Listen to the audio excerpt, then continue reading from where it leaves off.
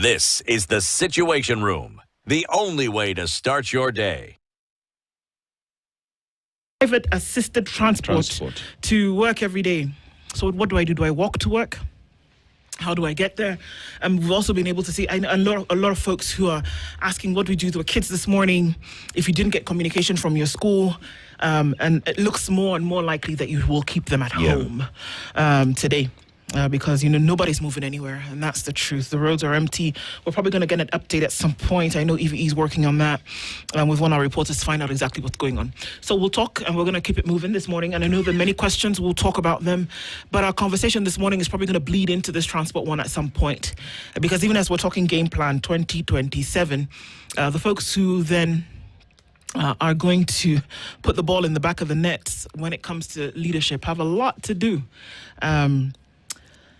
So let's get into it this morning, and both our guests are here in the hot seat already. Dr. Luchetu Likaka is a governance and security consultant, joins us in the room this morning. Good morning, Doc. Morning to you. Karibu sana, how are you doing? I'm doing well. You got here in one piece, I can see. Indeed, but not a happy Kenyan this morning. No? Yeah, because I need to send condolences to one of the families in Goroi where a young girl dropped in the toilet on Friday. And that tells you we have a serious crisis in terms of our leadership and governance. Something so touchy. So I'm not a happy Kenyan at all. I'm sorry to hear that. And this is the thing. And I just saw a comment on our feed this morning. It says, has the mood also gone on strike? It looks as though, there's a lot to dampen the mood, even if you want to keep hope alive. But let's talk this morning. Let's communicate some of those things. He's the Secretary of Planning and Economic Affairs, the DCP. Dr. Peter Mbae also here this morning. Good morning, Doc. Good morning. Good to see you again. Good to see you. Good to see you. Very well. Well, not a very good morning. The country is in a station. The station room says, in a moment of sunken. People are sunken. They are what next? What happens? Yeah. But do allow me to give you your special greetings from one of the dedicated fans for this show, called Father Vincent Marube of St. Peter's Catholic Church, Elbagon. Okay. He listens every morning. Oh, wow. So I was in his church and I said, I will give you your greetings to do, and then it's light on studio. Please accept. It's Father Vincent Marube. I know, even right now I know he is listening. As a very passionate fan. He listens every morning to my son. Well, Father Vincent, thank you very much, and a special greeting to you this morning. Thank you for being dedicated. The folks that we never hear or have an opportunity to speak very to. Passionate, very passionate. Very dedicated, and we appreciate that for sure. And so he said, let me bring to the show here. So here we are, and I can tell you this. A time comes and people are asking, why, and I like your headline, head in the sand. Why can't somebody come and say, look at when Corona came, right? When Uhuru was in power. You could see the empathy. You could see the updates. This is what's going to do. ABCD. Now, that is where we are as a Kenyan. Nobody knows for sure. I remember what Jacob, and God bless his soul, Jacob Juma said. You saw the crib, you saw the tweet. Yeah. 2016, he said, this is what will happen in 2026. Okay? Fuel will rise. And the president will try to reduce it. Then he'll increase it again. And people will be so tired. Oh, no. People will be so tired to do anything. The guys are so what next? Yeah. And these are very bad situations. But I want to say this from the word go. It's important to say this. Just me to mention. Let Kenyans know, seated here today, when parents don't know how to do with their kids, they're at home. Like now, I had to, because I had to come for this, I had to just come and say, no, we have to come here to speak to Kenyans. Yeah. Let it be very clear, Dennis. The crisis we have, the high prices we have in this country today, it's not 100% as a result of the war of Iran. That lie, that narrative, we have to demystify, we have to kill it. It is not. It is as a result of many other factors, greed in between, that has caused this. I just want to say that for record so that Kenyans don't worry, the war in Iran. No. That war in Iran is still continuing, but the fuel in East African countries is cheaper. The fuel in US is about 150 shillings, Kenya shillings. If you convert, it is cheaper. Yet they are the guys who are killed in the war. Why?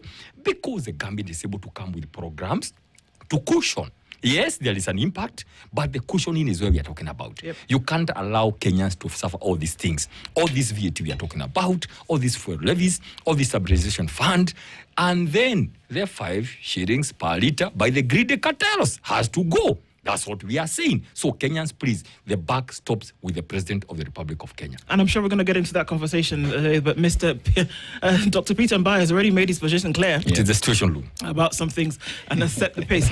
But Dennis this week takes us to Gabon. Yeah. Beautiful country. One of the richest countries in terms of resources that they do have. So they have vast resources of petroleum, manganese, timber, and Gabon is one of the wealthiest countries in Africa in terms of per capita that they do have. It is also just one of the only areas in the world that has a natural nuclear reactor. So as we plan to take ours in Siaya, just know Gabon have a natural one. But let's go to the proverb this morning. So the proverb says, to one who does not know, a small garden is a forest. To one who does not know, a small garden is a forest. Let's start with Daktari. How would you interpret it? Thank you so much. My interpretation will be, we take it from a small idea, that from that small idea, you can actually manifest it into bigger issues of a bigger achievement. So an idea that is small can actually be transformed to change the world. That's it. To those who doesn't know, a small garden is a forest. It's a forest. You can only operate within your limit, what you know. Information, exposure, knowledge is very important. Yes. You hear another similar thing that says, when you have never seen oceans, you have never swum in oceans, you think that water in that bucket, in that karai, Yeah. you think that is your swimming pool because you have never experienced anything bigger. Exposure, knowledge, and I think the same thing happens here. If you think you have this idea that your people don't know nothing, you can control them there, but what you don't know is that they know. So you think that look, these guys are just here, they have no brains, they are foolish, they don't think, you are the only one who has brains, and you think they are tied there, but they know better. You cannot rule people who know. Okay. You cannot rule people who know, who haven't seen a forest, thinking that is a garden. You cannot rule them. I think it's very practical. Yeah. Well said. I think God speaks to you at night to give you these proverbs. Yeah, they are very apt. Well, I mean, looking at what's going on, and this is why it's a conversation for things to then come out in terms of the public arena. And if you look at Game Plan 2027, there's so much talk at the moment around who's going to garner the votes of wherever it is from. Who's going to garner the vote from the coast? Who's going to garner the vote from the mountain? Who's going to garner the vote from Nyanza? Who's going to garner the vote? Are we missing the point? Or should we be looking, Dr. Lekaka, at who is the person at this point who looks most likely that they're going to do constitutionally what is meant for this country? Thank you. Let me take it from the Constitution. Article 138 gives us the 50+1 and the fact that you actually have to also to win in the at least 25% in the 24 counties. The crisis we are in is actually opposition fragmentation. And the fact that the Constitution actually proposes that, it gives an opportunity to create coalitions to form a government, because from 2002, you cannot actually have a presidential candidate from just one community, and therefore it will be good for coalition building. But then the question is actually opposition prepared to take power in 2027? I don't think so. Oh. Because the fragmentation we are seeing, the unpreparedness that we are seeing, because today the opposition are actually not protecting Kenyans who are actually wallowing in the miasma of corruption and other social ills, including the fuel crisis we have today. The opposition should actually prepare and behave like an alternative government practically. I mean, for example, today, what alternative is the opposition giving us when it comes to fuel crisis? What alternative are they giving us in terms of economic messaging? How organized are they that we can actually see that they are preparing and they're working together. What if, for example, today we had a single presidential candidate that we can say, yes, we all agree this element must go. But then when must go, then who replaces must go? So who is this leader that comes out with these qualities, who is calmer, who is organized, who is actually going to give us a little bit of messaging around the economy that Kenyans can actually now identify with them? There's an opportunity that the opposition can do. But for me, I feel if they continue taking ages to actually agree and trying to come up whoever takes whichever position, Kenyans are getting more closer to still bring Ruto back. Because Ruto is also not sleeping. Why? Because he knows how to form coalitions. He's already making those inroads in the former stronghold of the opposition. And the opposition here, they are moving around their blocks and trying to protect their blocks, as opposed to moving around the country to ensure that they give us a national outlook. They give us an alternative. For example, today, who is actually the opposition shadow CS, for example, for health, or even for finance, or even can they give us an alternative budget, what we can see, so that they start building the minds of Kenyans and shifting the Kenyans from the challenges that we are facing with the current government, that the opposition is now providing an opportunity to say, here we are, this is what we can do. And that's why it's a concern. Are we going to form a coalition 6 months to the election like 2022 or 2017? Or can we have it in advance and ensure that we actually tie loose ends so that the president does not raid the opposition strongholds? Do you think it needs to be done now? Because this is the thing that folks have been asking around the country, and I'm also bringing Dr. Mbae here at this point, just on what Dr. Lekaka is saying, that you need to, in this case, this is not a game of poker where you wait until the last moment to show your hand.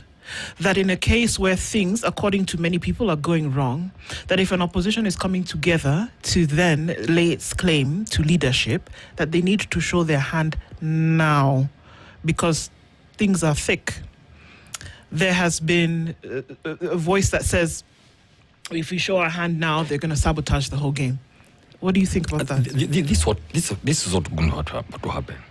And first of all, to start it from there, this issue of opposition unity, we saw the opinion poll, and for me, I'm a political communicator. Political science, one of the tools of political communication is opinion polls.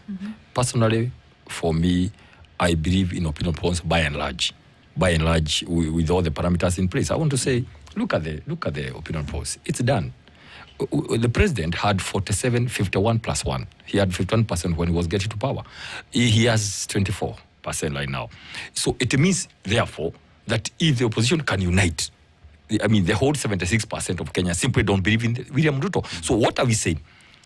Do the mistake we cannot make. And I want to urge all our supporters to be a bit calm. It is 1 year plus. You know, it is in May is when we'll be unveiling officially our candidate, around March, April, May next year. Okay. I want to say that from the word go. Why? We want to do a Kibaki movement. I mean, when you are praying with a candidate or an opponent who we know about him, you don't go very early giving your cards on the table. And that's why you see, NAS is studying him, Kalonzo is ahead. He continues hitting Kalonzo. Then before he finishes, Ligiji is on the other side. Before he does everything, Natembeya starts his rallies. Then Sifuna, then Matiang'i. That is how we want to keep him busy. We don't want to tell him that this is our candidate.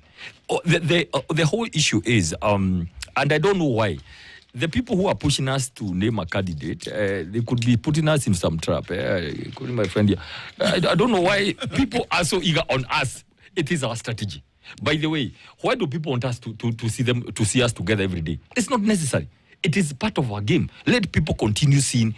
Let every party strengthen themselves. Okay, all the parties, all of them that are saying one term, so that finally Kenyans can also begin seeing who is likely to be the president. It's not the boardroom that will determine the president. It is the people. When they are watching the people every day do whatever they are doing. So I want to say this. And when keep on saying about what we are doing every day, then you are a witness. We are talking about issues. We are talking about the issues of Adani. We are talking about the issues of bombers. We are talking about the issue of Talo Oil, the issue of the London Summit. We are talking about RSF.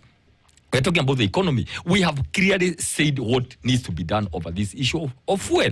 So what I want to suggest today is that the opposition, the way it is moving, finally, is not us. It's not leaders who want to be united. It is the people who are demanding that the leaders must be united. I can tell you, you are here during 2002.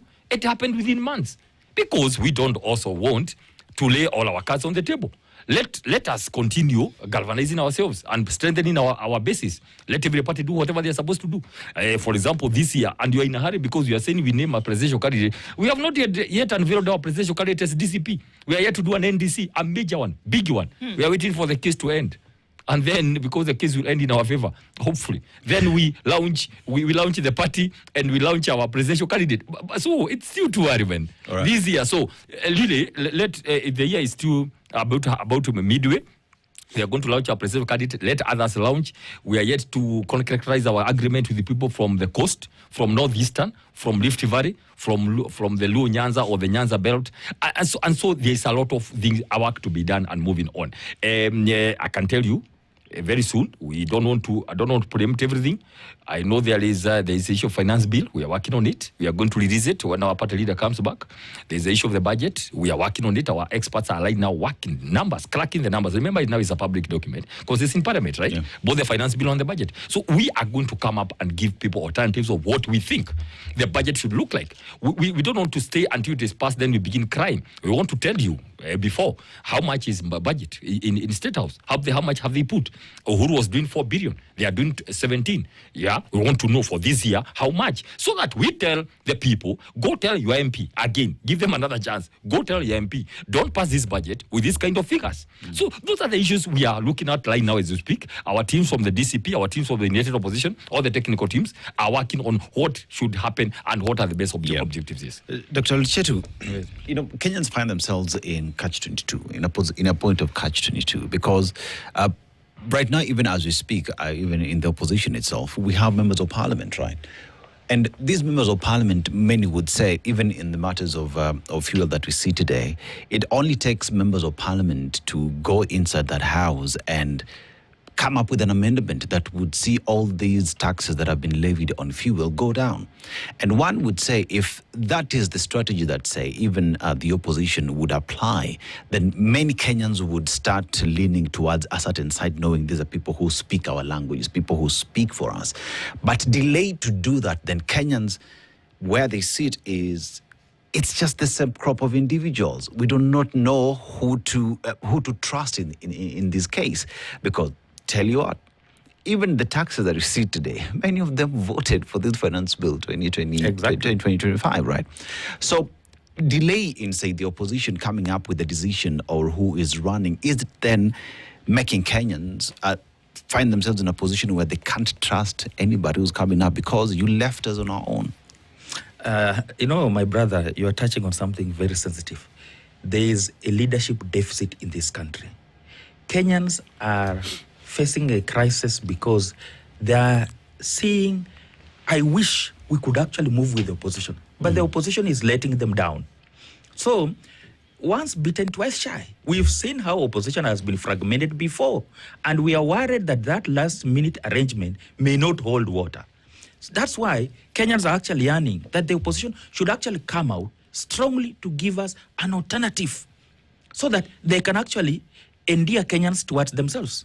But then you need to appreciate that Ruto is brilliant. He's still very good in messaging. So that messaging, people still feel like then Ruto has a better chance. So even if we talk about the fragmentation and the last-minute arrangement that we can actually put in place, we should be concerned, therefore. The alternative that we are looking at, if today the opposition came together and with that discipline that we need to remain united because we want a new Kenya and go ahead and implement, you think they cannot succeed? Why are we going back to that element of saying, fine, let's wait for last minute? You know, last minute, Ruto still has a chance because it will be very difficult to change the mind of Kenyans at that last minute. You talk about the tribal mathematics. You talk about proper messaging. Today, we have an opportunity in terms of economic messaging. We are doing survival. We have the yoke of taxes on our neck. We can't barely breathe. We can't barely move and even get that survival. Why can't they take proper messaging, for example? Today, they are still organizing themselves. Ruto has been campaigning for the last 4 years, just like he did in the previous regime. We have a scenario here. What about campaigning and delivery. That could be very good messaging. What about governance crisis we have in terms of accountability? So that Kenyans can actually appreciate that we really have an I'm saying today, and this is free consultancy to Daktari here, that please wake up as opposition because Kenyans are looking upon you as an alternative. Satisfy them by doing the right thing so that Kenyans can feel comfortable that, yes, we have this monster here and we are all saying must go. Therefore, we have organized ourselves around policy. And a very good example. Today, we have crisis in terms of institution assessment, IEBC, and that funny companies, it's Maticos, whatever. Smartmatic. Yes. What is the opposition doing about that? And agents, how are we organizing our agents from the word go nationwide? How are we training our poll people? Do we have even a command center for the opposition? So that we put this mechanism in place to demonstrate that indeed we are a government in waiting. Can Kenyans trust us? Yeah. So I'm only asking that, can Daktari and the team wake up from that slumber and that historical worry that, and let me tell you, Ruto is not a small child in politics. And I can assure you, unless you actually organize yourselves, we will be in the same crisis. But on the side of government, I'm also asking the government, please deliver on your promises. This thing we are talking about fuel it came up with G2G. It has not solved, it ended up benefiting a few boys in terms of the forex. But the Kenyans themselves have never felt the benefit of G2G.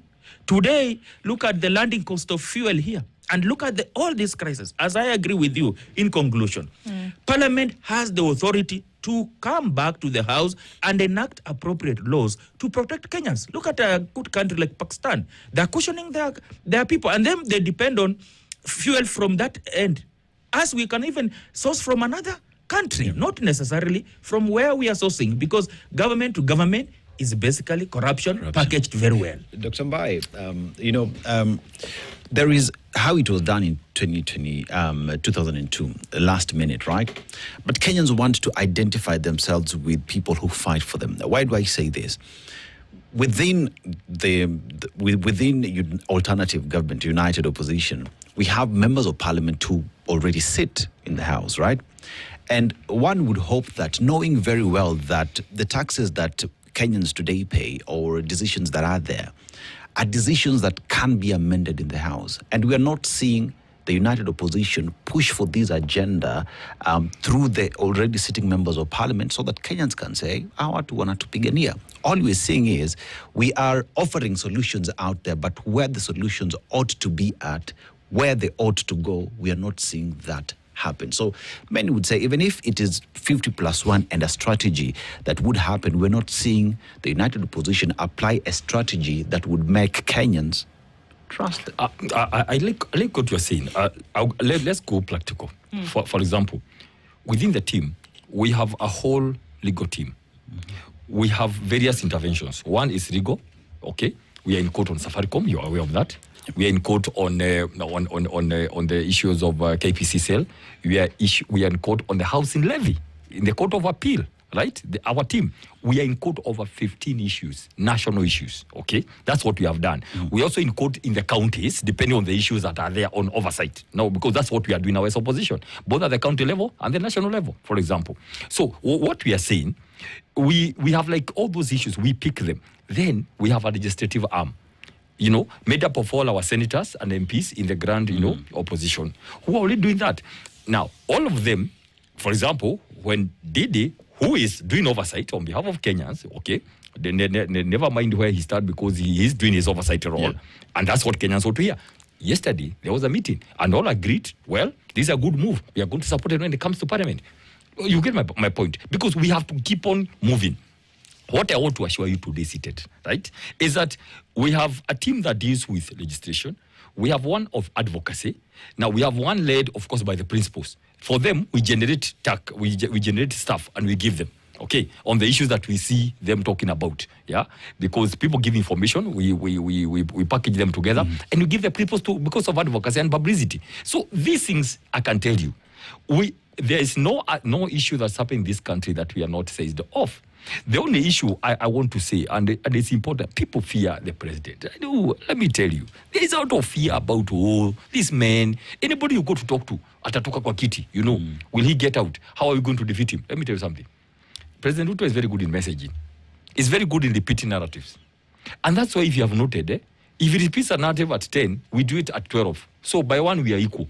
You know, we are balanced. If he repeats another narrative, most of the narratives are promises. You know, I went to inspect what I inspected in 2018, to launch what I had launched. All those things of I will do.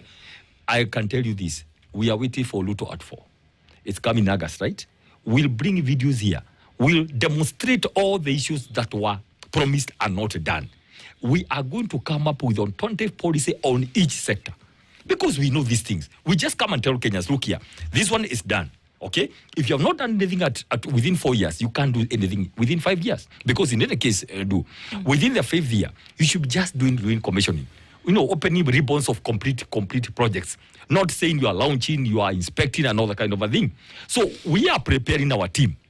You come back and launch officially, say, this is what has been, you know, all the lies and all the overpromises and all those kind of things and private interests in public programs that have taken us. But here we are, within that 1 year, going into the election year, we'll come up with the policies on each sector. And and that is where also you'll see parties competing. You know, we'll come with our own. Another party will say this is what we need to go. Then we'll harmonize our strategies. So yes, we are moving on. What we need to do is 1 day at a time do. Today, what we are pushing for right now is the issue of fuel prices. We need to demand them to come down. We are waiting for. We have like 4 issues we are handling: the issues of IBC, the issue of the sale of public institutions, and we are telling the president, please don't allow the anger of Kenyans to pile up, because if it piles up, we are waiting for next week in June. We want to see what will have happened to the finance bill, to the issue of the budget, and we are saying, Mr. President, please don't wait for the anger of Kenyans to pile up. I think it's a little bit late there, because the anger of Kenyans has already. That's what I'm saying. It's spilling over from when the fuel. The other time we told the president, okay, and he kept quiet. He assumed that hike was okay, 40 shillings. Here it is even higher. And it's becoming unbearable. Today was not our initiative. The transport sector have called in a strike just to demonstrate. Look here, guy. If you can't hear, can we shake your hand a bit so that you can know? But what are we seeing do? In the midst of all that, we have a very demeaning president. Even yesterday, the other day, he still talks about people who are fools, people who have done brains, a whole head of state. It's so bad.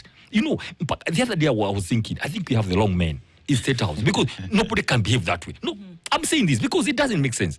You are there, and the same thing, church leaders in State House. You can't repeat the same thing you did now. I keep on telling you, Dennis. There's a guy who used to call Kalumanzila in those movies, who would do some Karabash things, some witchcraft, and pour some things on the floor. Those things, you cannot retain them and do the same thing. So this issue of calling bishops and church leaders, you cannot. The favor went and the grace of God left. So I don't know, he's still trying the old methods. Let me tell you the pain, and please God forbid that when we get to power do next year. When I watch what is happening, I tell God, when we get to power, when by the grace of God I get elected as a senator for Nakuru and I come to formulate policies, God forbid that we'll forget and act as if we don't know, like we don't know where we have come from. It's so sad that you live in another world, your own world somewhere. You have created some world there. Your work is to lecture people, calling people the same way people are complaining. Why do you call people from Bungoma all the way just to come in so that you can show them you are the president, and then you give them some? Who does that in this century? When people are crying, people are paining, they are still organizing economic empowerment programs. It's completely off from the reality. I can tell you this? For me, some of us who really pushed for this government, who really elected this government, we feel very sorry. I can tell you this on record. We never knew this is the direction the president will take this country. We had no idea. This is. No, we told them. We told them. Dr. Likaka is saying. Actually, I'm talking on my own behalf because it's important to say clearly. We never knew the man who used to talk like heaven would come down. Everything would come from his mind, not even using teleprompter, right? We had no idea. Please, guys, no idea at all that this can change. It's very serious. This is interesting that you bring this up, Dr. Mbae, because I'll ask a question, and this is a question to you, but perhaps could be answered by Dr. Likaka. interesting, the conversations. Because if at the time you sold an idea to people and endorsed an idea, which we can see in retrospect lacked all discernment. Yes. How then will you convince Kenyans that you'll be the same people who will deliver a different result? You have asked that question and I will answer it very clearly so that it's very clear. Let me tell you how. The problem we are dealing with here is not that inability to simply organize programs and policies and make them work. No, we are dealing with the character and personality of a person. You cannot cure some things like greed. No, let's be very clear, please. We are dealing with the character and personality. Now, the problem is to make sure, because once it rolls from the top, we are done.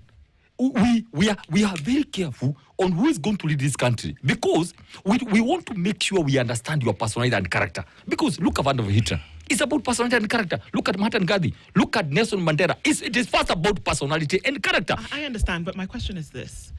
It doesn't really take so long for you to understand whom a person is. Allow me to respond. I'm just give an example. I'm here with Dennis every day. To an extent, we kind of know your behavior. You know what somebody's going to say. You know how they're going to react. You know what would upset them and what wouldn't. You know that you can trust me to say this, or he can trust me to say the other thing at some point, because you've spent time with somebody. It is difficult to take yourself far off from an understanding that you didn't know who this person is, because now you're saying it's totally different. Can somebody change so quickly and you wouldn't have an idea as to who they were? Let me respond this way. Show me your friends and I'll give you your character. We saw it, and I'll say this with a lot of humility. Give me William Ruto's CV from a tender age to how he has risen through the ranks to become the president of this country. From selling chicken to power broker in Kanu, to director of Kanu elections, to the minister that he was, and to today he's the president. We had that concern, and interestingly, the Central Bloc demonstrated a protest vote against Uhuru Kenyatta at the expense of the country. Dr. Mbae is the last person to complain about this regime because he emotionally put this regime in place. When we talk about leadership, and I'm happy we are discussing this because now we will be preparing who will take over in 2027. God giving us that opportunity. We want somebody who is calmer, somebody who is focused, somebody who can actually pinpoint and see very well he's going to look presidential, somebody who can be able to withstand the scrutiny and can take this country forward. The rhetorics we saw in the last, we have seen in the last 10 years, and particularly how William Ruto organized himself from 2017 to 2022, it was clear where we were headed. And I remember Martha Karua raised these concerns in one of those debates. And we have come now to reap the challenges of having elected a leader who is burying the head in the sand while Kenyans are suffering. It's a wake-up call that we as a people should place a lot of scrutiny on the kind of leaders we are going to elect if we have to transform this country. Singapore was transformed because of the leader. And today, the president has all the powers, and we saw how he even threw away whoever helped him to get to that power. And today, the president is actually the wheel dealer in every sector. So that should actually be a wake-up call. And that messaging, the opposition have the opportunity, based on the challenges we are facing today in the economic circle, in education, in health, in agriculture. Let me say this. We need this country to move forward, and that means we must hold the current leadership accountable. Look at the Audit General's report. What is the auditor raising about all the projects? How come we have Rironi Mau Summit without a contract? Something is happening. Yeah, but we don't have a contract. So what about those projects being launched left, right, and center? The opposition can do the audit, even hold a national conference and just take us through to hold the government accountable. But he's saying that they're doing some of these things, isn't it? So, Dr. Mbae is saying that they're doing some of these things. There's why are legislative Kenyans not feeling processes it? going on. No. Why are Kenyans not feeling it? That's where the concern is, because for me, I need to look right into Daktari's eyes and tell him, please, can you do more so that we feel it? Because Kenyans are hopeful, but then they are feeling let down by the opposition. And let me tell you this. Opposition is actually building their parties at the expense of actually the whole country. Look at how DCP is doing it so well. I'm happy because they are looking at the parliamentarians they want to get. They are actually messaging every day. But the question will be, how are we going to remain national? Because a concern will be a regional bloc can actually not get to the president, somebody to be the president. So that messaging has to be consistent. That organization needs to be felt by Kenyans that indeed, even as we look at it, we see the costs are on board. Western already having been lost to opposition, then it should be a wake-up call that let's just organize ourselves and structure ourselves in a way that Kenyans can trust us. Dr. You have a lot to do. Let me tell you this quickly. Yes. First of all, for record, Kenyans don't feel let down by opposition as we speak. That's why, if you go by the TIFA poll, I mean, the combination of the people, only a small fraction said they are not aware. Who I think 15% or 10% or something, okay? So many people said they are one person or the other before we come together. So I think just for record, people have a lot of faith. The people who demonstrated a no vote to the president was 76%. The only people who said yes, they support the president 24%. So please, that's number one. Yeah. And then just an observation too. When I sent this poster, somebody told me it is not 50 plus 1. Yeah. It is 50% plus 1. I mean, I am very clear, guys. So send me when I send the poster, he said, no, please tell them it's not 50 plus 1, it's 50% plus 1. Anyway, it is 50% plus 1. Let me tell you something. So it's not very right. Number two, please, I can tell you this. Under the circumstances, I will tell you this, please. Dr. When others went to school to do many things and other courses, I went to school to do political science and then government. I can tell you what we are doing so far. By the time we have and the months are remaining, we are doing well. We can do better. We are going to do better, but we are okay. In terms of please never release or never run too fast in a marathon like it's a sprint. We are doing a marathon. But you have asked a question. What happened? And do this very important question. Just for to clear people. Let me tell you. Okay. Number one, I talking about the fourth president, Uhuru Kenyatta. Uhuru Kenyatta is like a father who knows the issues in the bedroom. And he knew these issues are bad. But somehow, he was not able to deliver that information to the kids in a nice way. In a way they could understand. So he was misunderstood because all along we were 18. Where is a bombshell? What did Ruto do? Please tell us. What? Okay, all this you are talking, mutajuta, mutalia, mutaona mashida. Then I'm like, what happened? But then, we believe in God. Then we are Christians. We believe in God. Listen to this. Now, remember, God is the one who put Pharaoh to be puffed up against his rights. The Bible says, so that God can finish him finally. So God has a way of exposing you, of making sure you are puffed up and all that. It's very clear. He did it by purpose. He made life difficult for Israel so God can deal with him himself. So, I mean, let's put God's praise here. If Luto didn't make it, I can tell you today, he'll be telling you how you lost a Messiah.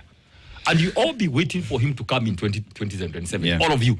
Begging him, please don't go anywhere, you are the next president. So God wanted us maybe to expose him so that we can get done.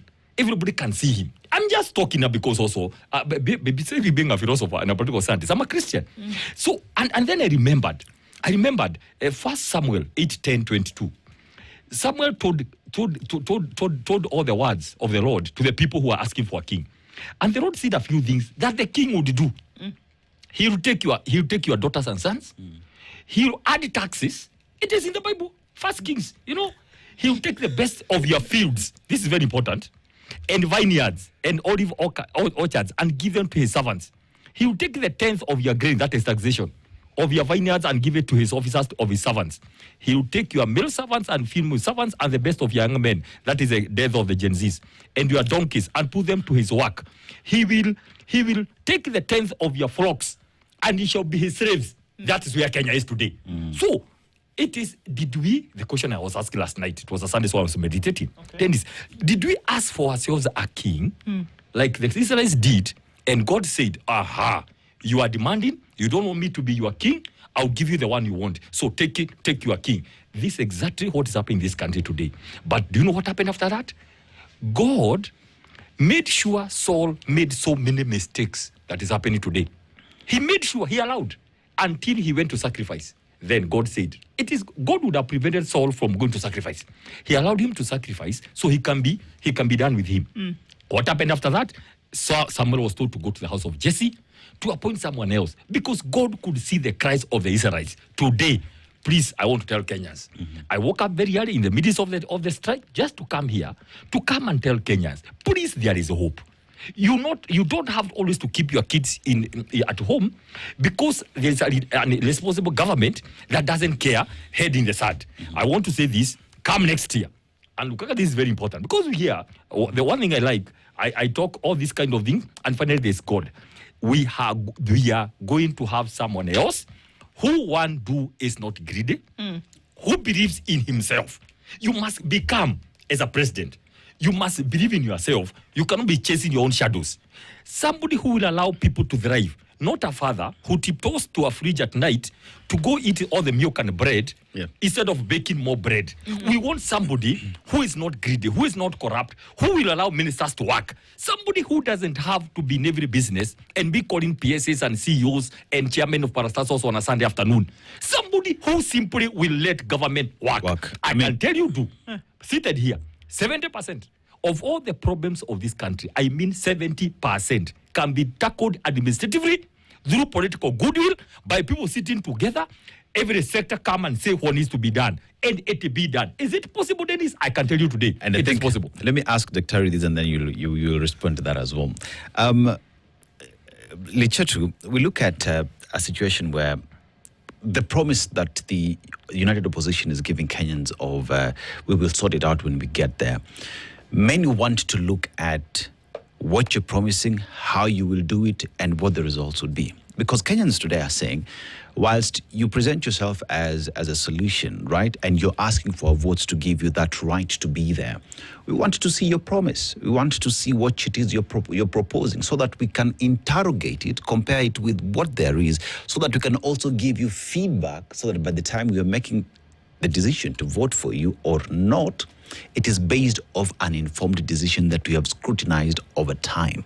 It is not a question of 5 months too, and you're giving us a bundle of manifesto that we do not even have time to scrutinize well. Should then the messaging from the opposition in the search for 50% plus one be that let's start communicating clearly early, so that Kenyans understand, so that we can take them through the process of understanding our promise and delivery matrices. Failure to do that, then Kenyans are just saying, atuoni tofauti. Thank you so much.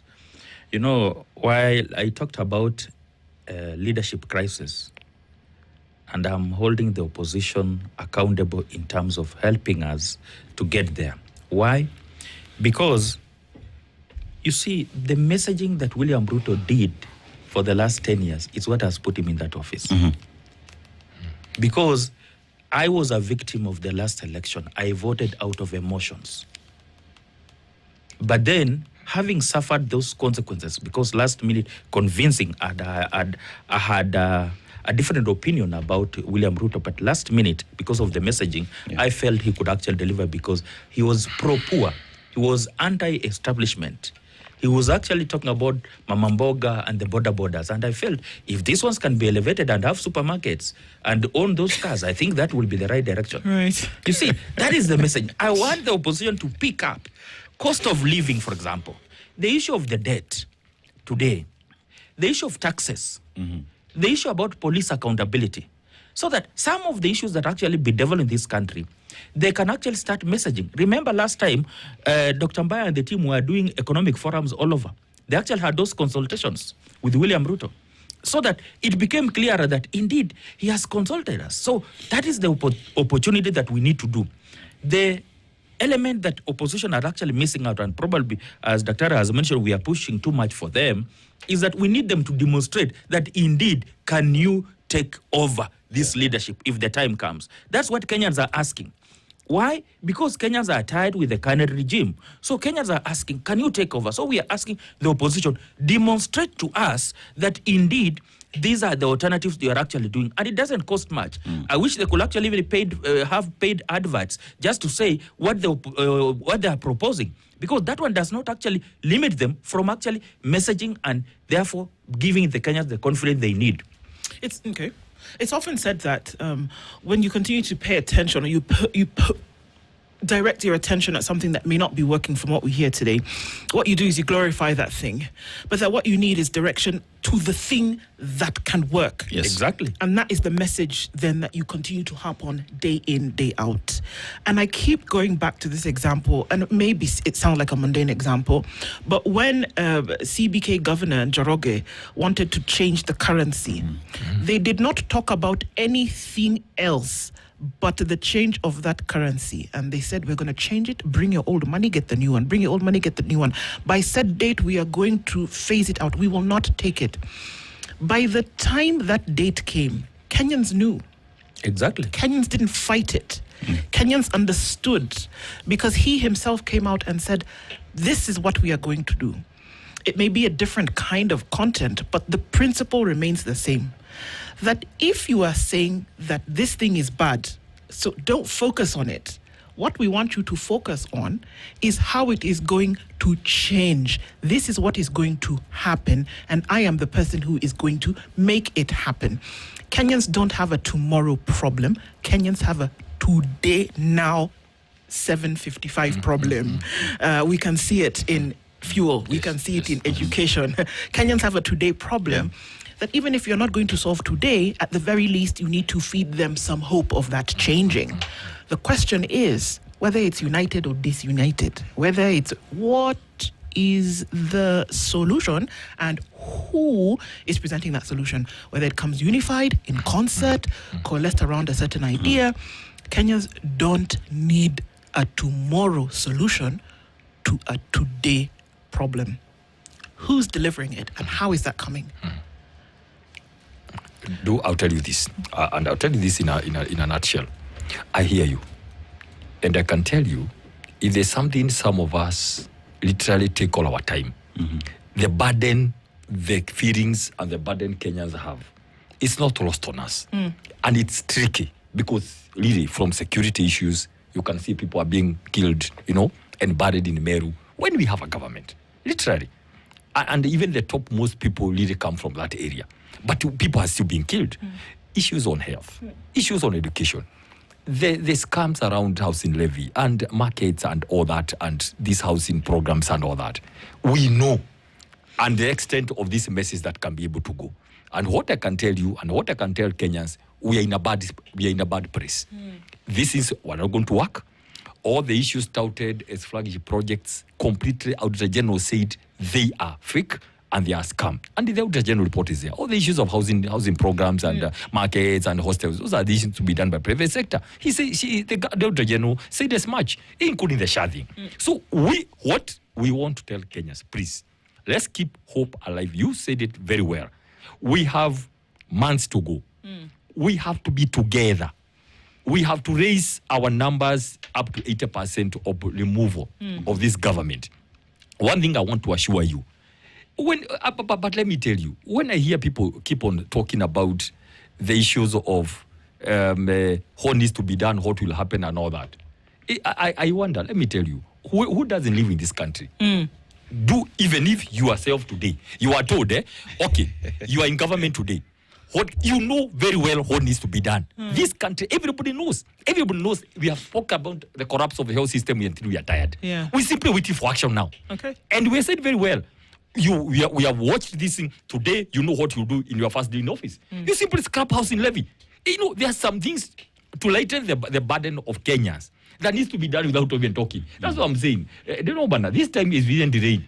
As we want to be next year, we simply have one meeting and we remove all those kind of things quickly because we know the solutions. I want to do something real quick because we're talking about today's problem. Our reporter KTN is online. His name is Ian Kitani. Ian, just give us a brief on what's going on the roads at this point, if anything is going on. Then we're going to come back and take roundups from both of you, if that's okay. Hello, Ian. Good morning. Pretty much good morning to you. Hello, Ian. There you go. Thika Road. Yep. Ian, how you doing? And where are you this morning? Tell us. Okay, fantastic. Let's go, man. Thank you, Ndu. I can hear you. I am along Thika Road, to be specific, along the Allsops interchange. And this is a road that is usually very, very normal, especially on a Monday morning. But the situation today is totally different. Just if my camera person can try and give you the view of this particular road, it is clear. Only private vehicles, a few of them to be specific, are operating in this particular route. So just for the camera person to give you a view of this particular road, there are no vehicles, no public service vehicles. We've only seen a few public service vehicles, and if at all, they're operating, they're charging 200 shillings for, a place that normally Kenyans pay between 30 to 50 shillings, at most 70 bob. So that has left so many people stranded here. And like you can see just right behind me, there's so many stranded Kenyans here who do not have a means to go to work this particular morning. We've seen many Kenyans working to work this particular morning. Most of them still stranded here. They're unable to get a means to go to their respective jobs this particular morning. And this is the situation across this particular road. So many Kenyans, hundreds, if not thousands, are just stranded, waiting to see if they will get, some sort of a reprieve in terms of getting a means to go to work this particular morning. I don't know if I can speak to just, some of them, and, they can let us know what the situation is and what is happening. Labda anaweza tueleza jina lako na labda maoni yako kuhusiana na hali hii ya, magari kukosa kufanya kazi kama kawaida kwa sababu bei ya mafuta imepanda. Okay, jina yangu ni Duncan Gitonga. Okay, sasa situation haiko poa sana juu unapata kutoka 5 akuja kuwa na magari, alafu unapata kuna venye fare imepanda, unapata kama kutoka hapa kwenda hadi Juja inakuwa ni 50, lakini sasa ni 300, unaona. So unapata hapo kuna difficulties, alafu unapata wenye magari juu ya hii mambo ya demonstration na nini wamesema hawatatoa magari zao juu wanaogopa magari zinaweza chomwa, unaona. Sasa tuko tu stranded yani. Hadi ukiangalia kwenye stage iko unaweza ona. Na labda maoni yako kwa serikali ingekuwa gani? Ungetaka serikali ifanye nini? Mafuta tu ishukishwe tu. Hiyo ndio tu kitu ningetaka. Juu unaona mafuta kishukishwa kila kitu itakuwa stable. Kila kitu itakuwa imeshuka juu. Si unajua mafuta ndio kila kitu, transport ndio kila kitu. Well, Ndu, like you've heard, I know I'm supposed to hand it over back to you, but that is the situation across this particular road. We'll be pitching tent along the Thika Road just to make sure that Kenyans are updated and keep you posted in regards to whatever is happening here, even as Kenyans call on the government to reduce the taxation on fuel. They say their pleas have fell on deaf ears. We're waiting to see if the government can indeed respond and, of course, cushion Kenyans more. We know the CS for Treasury said they've provided another 5 billion in terms of subsidy, but Kenyans say that is not enough. So we'll be keeping tabs on this. We'll be coming back to you later on with more update. Thank you so much for that, Ian. You're a sport. Asante, keeping in touch with you as we go along with it. So be safe. We'll talk in a bit. Asante sana. Okay, so that's what we hear. That's what's going on. do just to mention two things quickly. Number one. Yes, as we round up. I saw the statement by the National Police Service. Very demeaning. They were talking about a minority of matatu operators have called a strike, and a section of the public industry. I mean, that language is very demeaning, first of all. Number one. Two, I want to congratulate the matatu sector operators. I feel, of course, for the travelers, yeah? But sometimes things need to be done for people to see whether the last time they increased, people just made appeals. Nothing was done, right?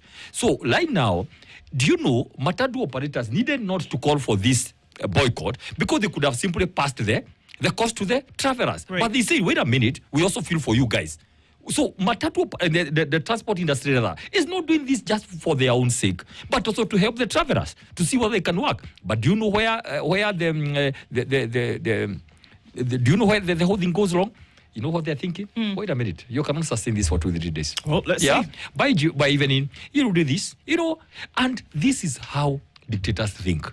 They think you are fools. They think you cannot think. They think you have no brains and have no capacities. That is why somebody like Oscar Sud, because it's public thing, he said, even if you don't, even if you don't vote for us and the votes are not enough, we'll add. We'll feel the debris. Dictators work that way until they don't understand what Kenyans are going through. Until the last minute, elections have come, they have lost, they have to board helicopters literally to run away from Kenya. It's unfortunate. I hear you, Dr. Mbae. Very last words from you, Dr. Likaka, in 2 seconds, maybe 20. Yeah. Thank you so much. 2027, it is possible that the opposition can actually defeat William Ruto, but they need to be alive to the economic challenges that Kenyans are facing, the trust deficit that we have, the Gen Z, our youthful voter turnout is very key. And lastly, they need to ensure that they actually adhere to the principles of coalition building to actually take this country forward. Thank That's you. where we are, Dr. Peter Mbae and also Dr. Luchetu Likaka. Thank you for joining us this morning. It's going to be an interesting Monday. Thank you for taking out your time to be here this morning to be able to push these conversations. We do it again soon. Thank you very much. Folks, we continue with these conversations. More updates in terms of what's going on around the country. It's a little past the hour, but we continue with these conversations anyway. Good morning.